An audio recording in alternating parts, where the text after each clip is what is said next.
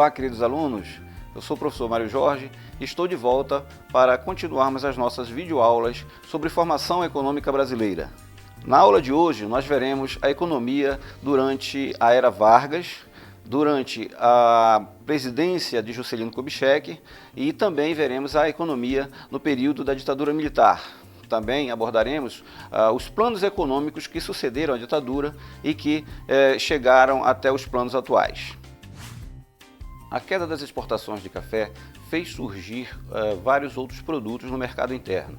Arroz, feijão, mandioca, milho, cana-de-açúcar, entre outros, despontaram com grande força.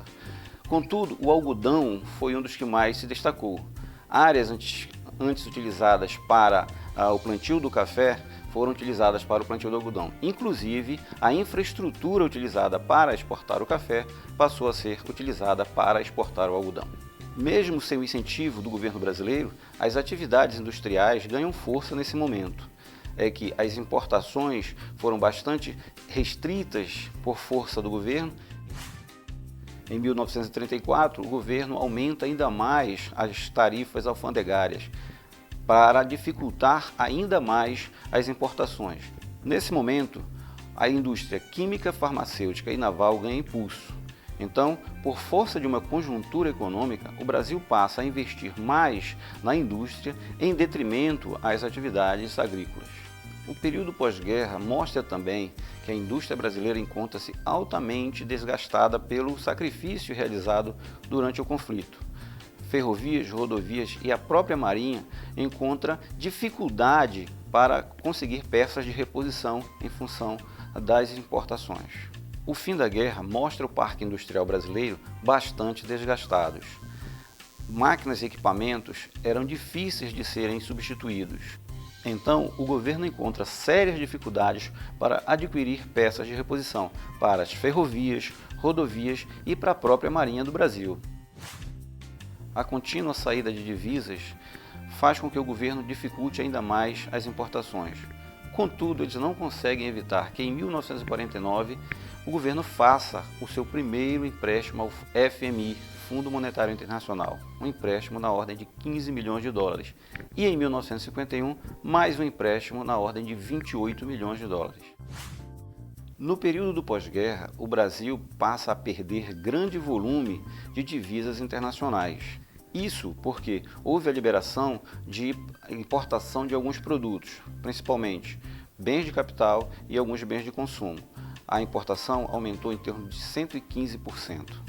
Contudo, as exportações não cresceram no mesmo nível, causando uma queda no saldo da balança comercial. O plano de metas do governo JK apresentou resultado bastante positivo para a economia brasileira, pois a indústria cresceu em torno de 80% nesse período. Com o objetivo de controlar o aumento dos preços e retomar o crescimento econômico, o governo lança em 1964 o PAEG, Plano de Ação Econômica do Governo. Contudo, as ações desse plano não surtem exatamente os resultados esperados. Os aspectos positivos do milagre econômico nós podemos citar o crescimento do PIB entre 7% a 13% ao ano, significativa melhoria na infraestrutura e o aumento do índice de emprego justamente nas atividades de infraestrutura e nas atividades industriais. O significativo aumento da indústria se deu principalmente nas atividades de siderurgia, geração de eletricidade e indústria petroquímica. Como aspectos negativos do milagre econômico, nós podemos citar a elevada taxa de inflação nesse período, o aumento da dívida externa, pois esse crescimento foi bancado graças a empréstimos internacionais, e a baixa distribuição de renda, pois o bolo, como era chamado, ficou concentrado nas mãos dos mais ricos. O presidente Médici também lança em seu governo o primeiro PND, que é o Plano Nacional de Desenvolvimento. Contudo, o milagre econômico perde força a partir de 1974. Isso em função da crise mundial de petróleo que aconteceu justamente um ano antes, 1973. Os derivados de petróleo ficaram cada vez mais caros, aumentando ainda mais a inflação, causando uma série de transtornos à economia brasileira.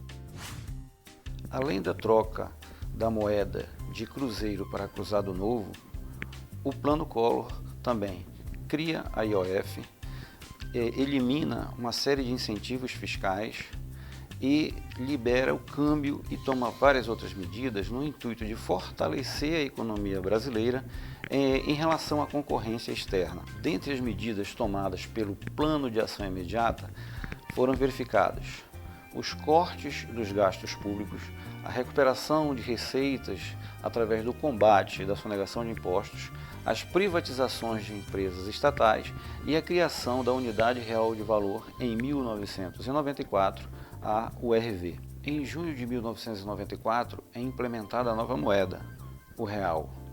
O impacto do Plano Real foi imediato e positivo. A inflação calculada sobre a URV ficou em 3%, enquanto a inflação calculada em cruzeiros reais ficou com uma taxa de 190%. O PAI, ou Plano de Ação Imediata, foi um conjunto de medidas lançadas em 1993 como forma de preparação para o Plano Real que seria lançado em 1994. Nesse momento, o Brasil era presidido pelo presidente Itamar Franco e o ministro da Fazenda era Fernando Henrique Cardoso. Chegamos ao final das nossas videoaulas.